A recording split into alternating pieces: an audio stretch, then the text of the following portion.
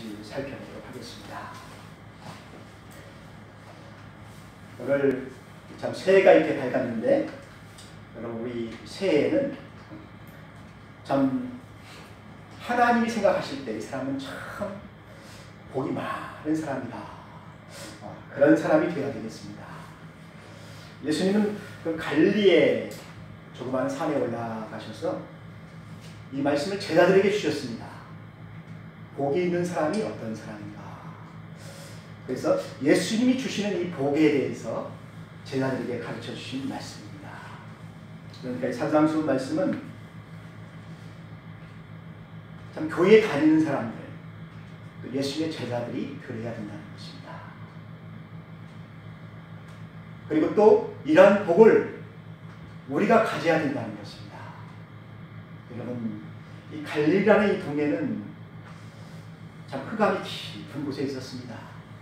사망에 앉은 자들이 있는 곳이고 사망의 그림자가 있는 그 그늘이 있는 곳이었습니다. 왜 그러냐면은 사탄이 그들을 사로잡기 때문에 그런 것입니다. 마귀가 그들을 흑암 가운데 두었고 사망 가운데 두었고 그들을 그늘 가운데 두었습니다. 그런데 예수님이 가셔서 사탄을 몰아냈죠. 마귀가 쫓겨가게 되니까 거기에 평안이 임하게 된 것입니다. 하나님 나라가 그들 가운데 임하게 된 것입니다. 그래서 예수님을 믿는 사람들이 또 예수님의 그 제자들이 예수님을 따라다니게 된 거예요. 그래서 예수님이 산에 가서 입을 열어서 그들에게 가르치시는데, 이 참 산상수훈이라고 우리가 산상에서 예수님께서 제자들을 가르치셨다 해서 산상수훈이라는 그런 말을 합니다. 여기 보게 되면은 예수님이 첫 번째 하신 말씀이 무엇입니까?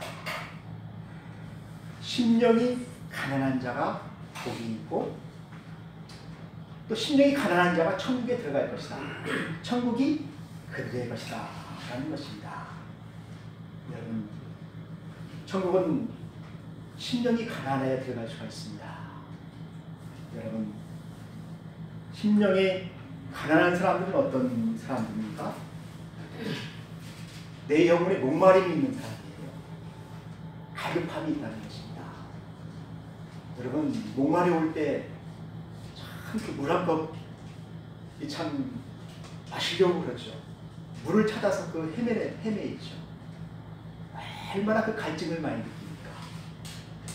막 물을 만나면 어떻게 됩니까? 막 허겁지겁 막 마시잖아요.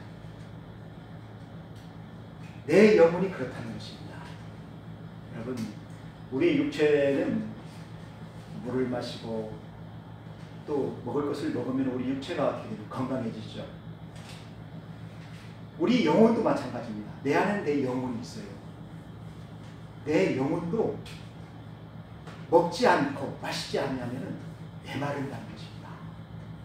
메마른 그 나무를 한번 본 적 있습니까? 뿌리가 마르고 가지가 마르고 잎사귀가 말라 비틀어지죠. 물이 없을 때. 그런데 이것이 물을 만나게 되면 어떻게 됩니까? 물을 만나게 되면 이게 다 말랐던 가지에서 어떻게 됩니까? 물이 올라오죠. 이파리가 나오고. 그리고 그것들이 뭐 어떻게 합니까? 물을 막 허겁지겁 막 마시죠. 그래서 영혼의 갈급한 이런 그 가난한 사람들은 스폰지와 같다는 겁니다. 스폰지. 스폰지가 물을 만나면 어떻게 됩니까? 물을 막 확 빨아들이잖아요. 저도 그랬습니다. 저도 제가 21살 때, 20살 때 예수님께 만나고 또 교회에 나오게 됐는데, 예수님의 말씀을 들으니까 그 말씀이 내 가슴속에 확 들어오고 내 영혼이 확 차고 내 영혼이 살아나게 돼요. 그러니까 하나님을 다시 예배하고 하나님을 찬양하고 하나님께 돌아오게 되는 것입니다. 그래서 예수님은 천국은 이렇게 목마른 사람들의 것이다. 갈급한 사람들의 것이다. 굶주린 사람들의 것이다. 그래서 천국은 오늘도 이런 사람들이 들어가는 보시기 때문에 천국은 지금도 침노를 당한다는 것입니다. 많은 갈급한 사람들이 천국의 땅을 차지한다는 거예요. 막 들어간다는 것입니다. 차지해서 막 자기 집을 거기다 세우고 자기 땅을 막 여기는 내 땅이다 하고 천국을 침범한다는 것입니다. 사랑하는 성도 여러분, 우리가 하나님을 떠나서는 아무것도 할 수 없다고 예수님께서 말씀하셨지요. 아무 열매를 맺을 수가 없다. 예수님이 말씀하셨습니다. 나는 포도나무고 너희는 가지다. 이 가지가 어떻게 포도나무를 떠날 수가 있겠느냐. 떠나면은 메말라지죠. 죽지요. 그러니까 가지는 항상 포도나무 나무에 붙어 있어야 한다는 것입니다. 우리가 살 수 있는 것은 이 교회에 내가 붙어 있어야 된다는 것입니다. 교회는 예수님 몸이잖아요. 예수님 몸에 우리가 붙어 있게 되면은 주일마다 목사님이 말씀을 내게 전해주시고 나를 위해서 기도해 주시고 또 예수님이 나를 축복해 주시죠. 은혜를 주시죠. 그래서 우리는 포도나무에 붙어 있기만 하면은, 내가 교회에 붙어 있기만 하면은 이 가지는 많은 열매를 맺게 된다는 것입니다.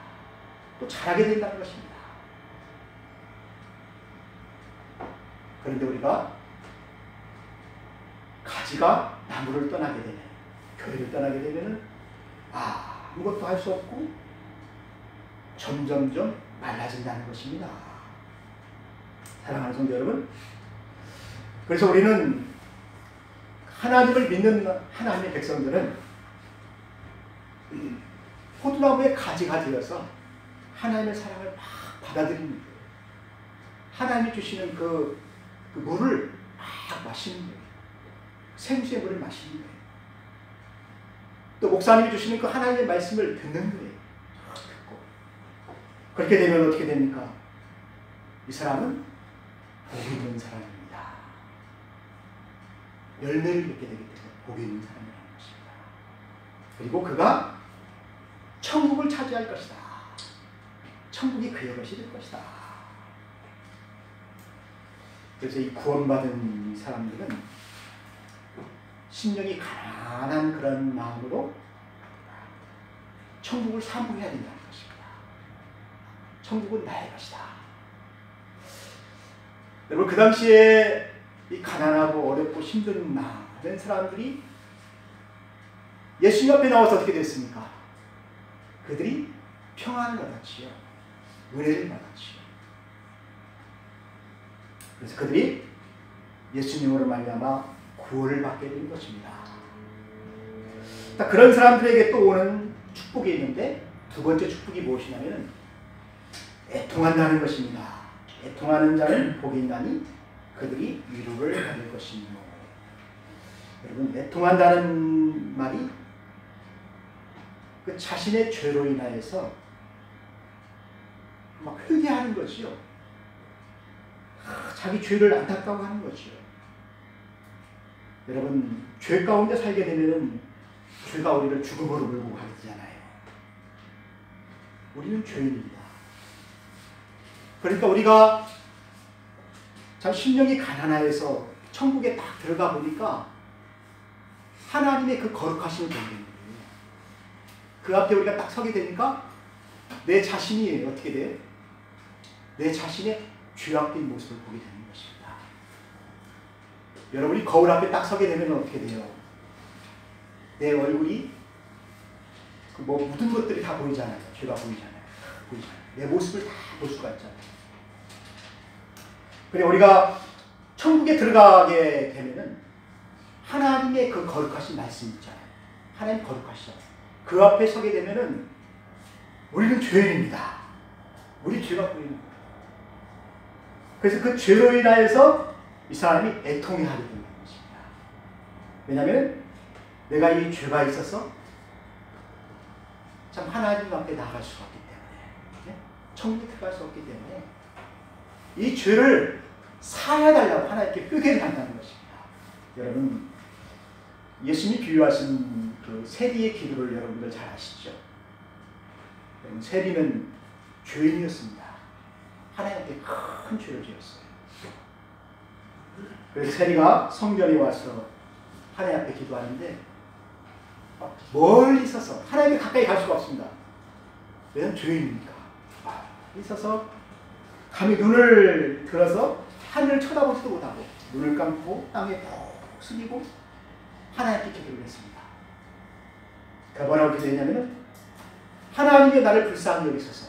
가슴을 치면서 하나님이여 나를 불쌍히 여기소서. 나는 죄인입니다. 나를 불쌍히 여기소서. 그렇게 성전에서 그가 기도를 했는데 하나님이 그의 죄를 사해 주셨다는 것입니다. 어떻게? 예수님이 그의 죄값을 다 십자가에 위해서 그가 매를 맞고 가시 면류관을 쓰고 창에 찢김으로 말미암아 그 피로 말미암아 흘리신 그 피로 말미암아 예수님이 내 죄를 다 사했다. 다 갚았다. 그렇게 선포해 주시니까 하나님 그의 죄를 사해 주셨다는 것입니다. 누구 때문에? 예수님 때문에. 그래서 우리가 애통해 하는 거예요. 내 죄 때문에 애통해 하고 또 예수님이 나 때문에 죽으셨으니까 또 너무나 고마워서 또 애통해 하고 여러분 내 죄 때문에 예수님이 고난을 당하셨잖아요. 그 죄 때문에. 그래서 우리가 애통해 할 때 또 심령에 통해하면서 우리가 회개할 때 하나님이 그 기도를 들으시고 우리의 모든 죄를 다 사하여 주셨다는 것입니다. 그래서 애통한 자는 복이 있나니 하나님이 그들을 위로하실 것이다. 그 위로라는 이 헬라어의 단어가 하나님이 곁으로 부르신다는 것입니다. 그 거룩하신 하나님 자기 곁으로 자녀들을 부르신다는 것입니다. 원래는 원수되었었죠. 멀리 있었죠. 하나님 진노하셨죠. 멸망의 자식들이었죠. 그런데 그가 회개를 하니까 하나님이 그의 죄를 용서하고 다시 자녀로 하나님께서 그를 자기 곁으로 불러주셨다라는 것이 바로 이 위로입니다. 위로. 그런 위로가 그들에게 있다는 것입니다. 그래서 이 애통하는 자, 회개한 자에게는 하나님께서 주시는 축복이 있는데 온유한 성품을 주셔요. 온유한 성품. 자, 보세요. 하나님 앞에 그가 다 회개를 했죠. 죄를 다 회개하고 그 죄를 다 깨끗이 씻었지요. 이 세리가 어떻습니까? 죄를 깨끗이 다 회개했잖아요. 모든 잘못된 것들을 다 부숴버렸잖아요. 다 씻기고 깨끗이 입고 다 부서졌고. 그래서 이 다 고친 거예요. 하나님 앞에 깨끗한 새 사람으로 고치고 낮아지고 하나님의 자녀가 되었다는 것입니다. 그래서 그 전에는 길들여지지 않은 야생말처럼 막 날뛰고 막 자기가 왕처럼 이렇게 살았는데 이제는 하나님의 말씀에 순종하고 하나님의 그 은혜를 받는 하나님의 통치를 받는 부드러운 사람이 되었다는 것입니다. 말을 듣는 사람이 되었다는 것입니다. 순종하는 사람이 되었다는 것입니다. 이것이 바로 온유라는 거예요. 그래서 온유는 하나님 앞에 순종하는 사람이다. 그런 뜻이 있습니다. 예수님께서 온유하시죠. 예수님 하나님 앞에 순종하잖아요. 죽기까지 순종하잖아요. 그래서 예수님이 하신 말씀이 있습니다. 모든 수고하고 무거운 짐진 자들아 다 내게로 오라. 나는 마음이 온유하고 겸손하니 나의 멍에를 메고 내게서 배우라. 나의 온유를 배우고 나의 겸손을 배우라는 것입니다. 그리하면 너희 마음이 쉼을 얻으리라. 내 멍에는 쉽고 내 짐은 가볍다라고 말씀하시면서 예수님께서 모든 수고하고 짐진 자들아 내게로 와서 나의 온유를 배우라. 하나님 앞에 순종하고 하나님 앞에 부드러운 마음을 가지고 하나님의 말씀을 잘 기울이게 되면은, 또 하나님의 말씀대로 살고자 노력하게 되면은 하나님이 그에게 무엇을 주시냐면은 땅을 기업으로 주신다는 것입니다. 여러분, 땅 없지요? 온유하신 하나님 땅을 주신다는 것입니다. 여러분, 땅 살 필요 없습니다. 온유하시면 하나님 여러분에게 땅을 주시는 거예요. 그에게 기업을 주신다는 것입니다. 기업. 큰 기업을 하나님 그에게 맡기신다는 것입니다. 많은 사람들이 자기 힘으로 얼마나 이 기업을 이루려고 수고하고 무거운 짐을 집니까? 자기 의를 쌓으려고 막 그 노력을 많이 하잖아요. 그러나 그렇게 세상에서 성공을 해도 잘 살아도 거기에는 안식이 없다는 것입니다. 쉼이 없다는 것입니다. 오히려 수고하고 무거운 짐이에요. 그런데 예수님이 말씀하시는 대로 하나님의 말씀대로 우리가 살고 하나님 앞에 순종을 하게 되면은, 또 예수님의 그 온유와 겸손을 우리가 배우게 되면은, 여러분, 오늘 예수님께서 말씀하십니다. 쉼을 얻을 수가 있다. 우리가 내 고집과 내 기준 때문에 얼마나 쉼을 얻지 못하는 것들이 많이 있습니까? 사람과의 관계 속에서 꺾이지 못하는 고집 때문에 얼마나 힘든 경우가 많이 있습니다. 그런데 이런 것들이 다 부서지고 깨끗해지게 되면은 하나님 앞에 우리가 완전한 사람이 되어서 성령의 열매가 거기에 맺게 된다는 것입니다. 성령의 충만함이 그의 안에 있게 되기 때문에 성령의 열매를 맺게 된다는 거예요. 여러분, 그 나폴레옹이라는 사람이 한 유명한 말이 있습니다. 나는 무력으로 정복하려고 했지만은 나는 실패하였다. 그러나 예수님은 십자가의 사랑으로 열국을 다스리는 만왕의 왕이 되셨다. 유명한 말이죠. 여러분, 이삭을 하고 싶죠. 이삭이 처음에 우물을 파면은 블레셋 사람들이 와서 뺏어갔지요. 가나안 사람들이 와서 왜 내 땅에다 우물을 파? 하면서 뺏어갔지요. 다 덮어버렸죠. 우물을 덮어버리고 그 우물을 뺏어갔지요. 그때 이삭은 어떻게 합니까? 아, 그러십니까? 다른 곳에 가서 또 우물을 파게 되면 거기 또 샘이 나와가지고 또 물이 나와요. 하나님의 축복입니다. 가는 곳마다 그래서 이삭은 우물 파는 사람이 되었어요.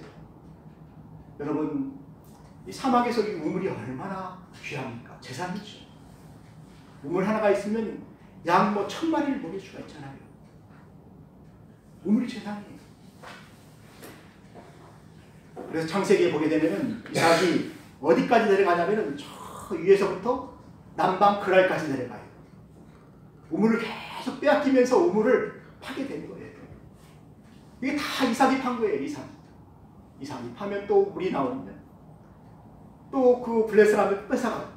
그럼 또 밑에 나가 또 물을 파고 또 물이 나오면 또 뺏어가요. 그런데 이삭이 처음에는 힘이 없으니까 우물을 다 빼앗겼는데 나중에 이삭이 판 그 우물을 이삭이 다 차지하게 됩니다. 위에서부터 그랄까지가 바로 가나안 땅이에요. 가나안 땅. 그 땅을 다 누구에게 주었습니까? 이삭에게 주었지요. 원한 자는 복이 있나니 그가 땅을 기업으로 차지할 것입니다. 다 이삭의 땅이 되었다는 이야기입니다. 그래서 하나님은 온유한 사람에게 하나님 나라 땅을 맡기셔요. 땅이 확장되는 것입니다. 그리고 하나님은 그 하나님의 그 나라가 있잖아요. 하나님 통치하시는 그 천국이 있잖아요. 그 천국을 온유한 사람들이 상속받게 하시고 그의 아들들이 상속받게 하신다는 것입니다. 그러니까 여러분들 땅 한 평 없어도 걱정할 필요가 없어요. 우리가 상속받을 땅이 엄청나게 많다니까요. 지금 다 하나님의 것이잖아요. 이 우주가 다 하나님의 것이잖아요. 그 땅을 다 우리가 상속을 받게 된다는 것입니다. 그러니까 우리는 온유해야 된다. 양보하고 또 양보하고 또 양보하면은 하나님께서 우리에게 땅을 주신다는 것입니다.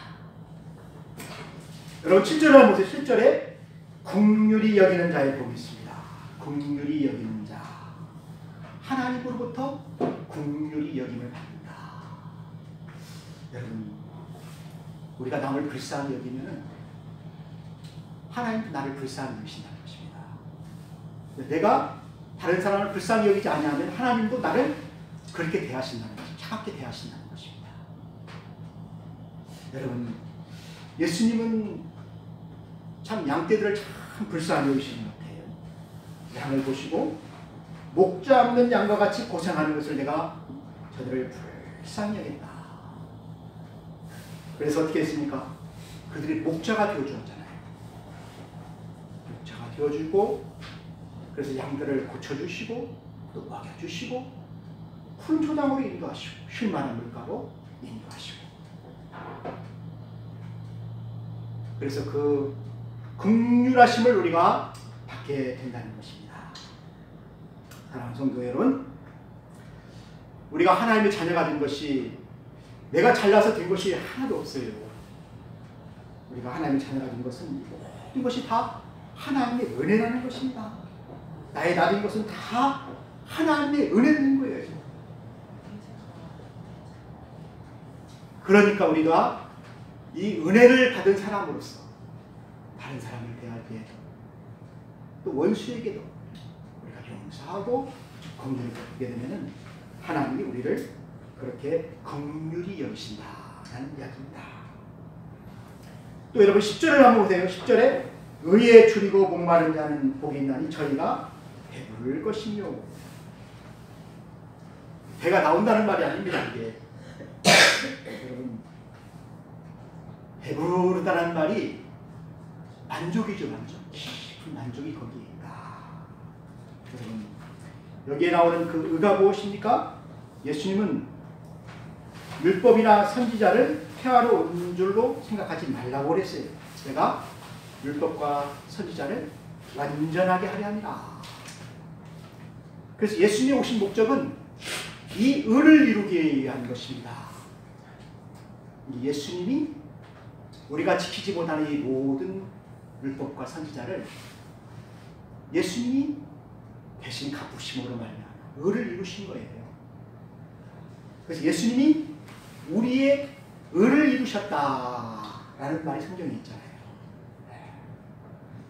그래서 우리가 이 예수님과의 바른 관계가 되어야 된다. 나는 예수님의 양이고 예수님은 나의 구원자이시고 그래서 예수님의 의가 나의 의가 되셨다. 예수님이 나를 구원하셨다. 그리고 또 예수님의 그 의로 말미암아 우리는 거룩하게 되었지만은 예수님이 우리를 계속해서 또 거룩하게 하십니다. 이것이 바로 성화입니다. 거룩한 삶을 살게 하는 것이죠.